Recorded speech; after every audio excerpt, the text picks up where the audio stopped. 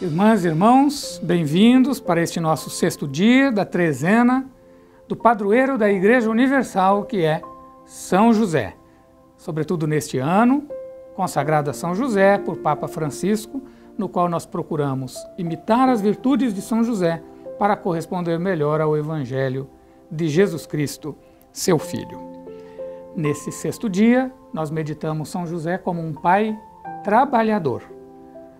E o texto do Santo Evangelho que nós tomamos como inspiração está em São Mateus, capítulo 13, os versículos 53 a 58.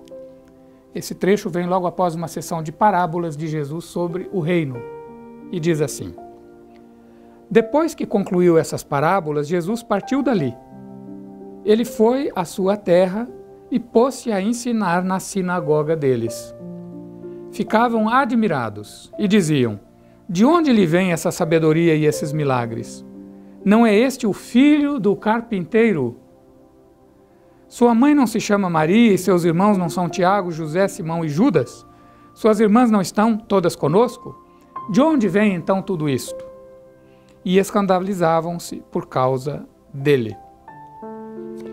Esse trecho nos fala de Jesus como o filho do carpinteiro.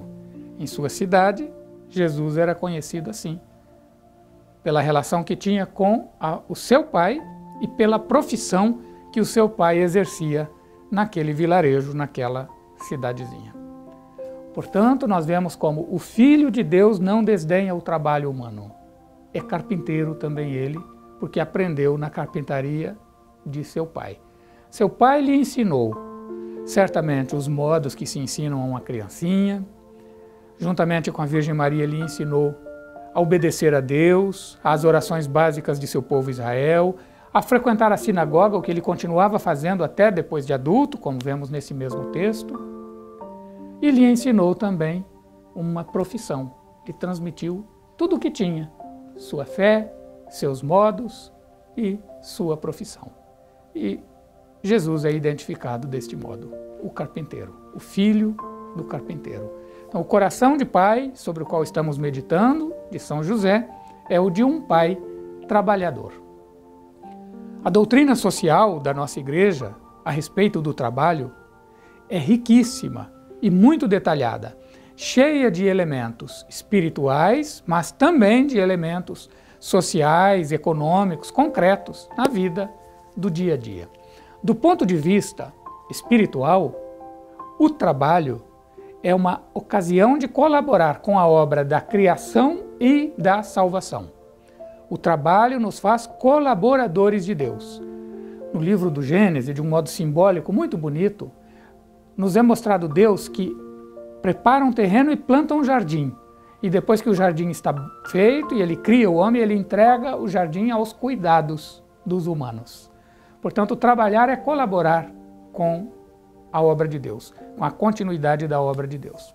Não apenas da criação, porque a obra de Deus, por excelência, é a salvação. Cria para salvar. Cria salvando, salva criando. Portanto, por meio do nosso trabalho, nós colaboramos também com a redenção do mundo. Por meio de um trabalho justo, honesto, ajudamos a direcionar as coisas com justiça e equilibrar a vida social. E desse modo, efeitos da redenção trazida por Cristo se realizam também com nossa colaboração. Então, colaboradores de Deus, do ponto de vista espiritual e teológico, é o que nos faz o trabalho. Do ponto de vista humano, do ponto de vista antropológico, como dizemos, o trabalho é a oportunidade de realização. Por meio do trabalho, nós exprimimos nossas capacidades, os dons que recebemos, aquilo que nós cultivamos, seja por meio do estudo, do treinamento, da aprendizagem, nós nos superamos, nós vamos além de nós mesmos.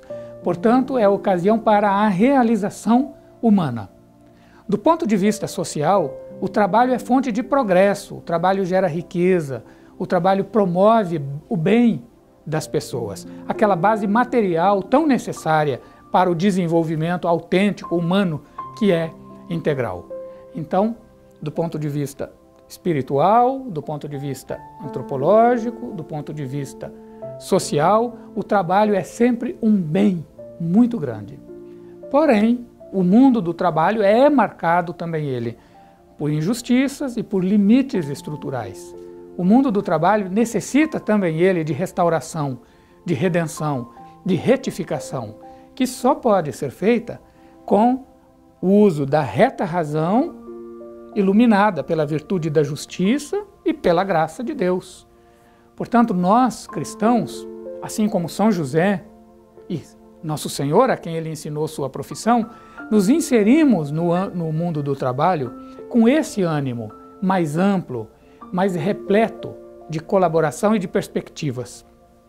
Então, quando São José é recordado por Papa Francisco como um pai trabalhador, desse modo, Papa Francisco está fazendo eco ao ensinamento de tantos papas antes dele, que, nos seus documentos sociais referentes ao trabalho, apresentaram São José como um patrono dos trabalhadores. Temos até uma festa específica para isso, em 1º de maio, que é a festa de São José Operário, uma festa muito querida por todos nós.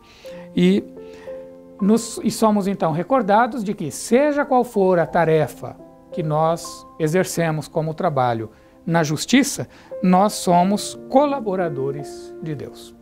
Eu me permito contar uma historinha, não é um fato verídico, é uma historinha com uma mensagem. Que, segundo essa lenda, enquanto a Catedral de Notre-Dame, que era considerada uma das mais belas catedrais do mundo, estava sendo construída, o responsável pela obra saiu perguntando aos operários: o que você está fazendo? E um estava muito mal-humorado, já logo foi respondendo: não está vendo? Estou assentando pedras. Um segundo respondeu: estou ganhando pão para minha família. Olha, ampliou um pouco. E a um terceiro ele perguntou e a resposta foi: estou construindo uma catedral para a humanidade. A mesma tarefa faziam os três ao assentar pedras, mas um só fazia isso. Seu horizonte não passava daqui, assentar pedras.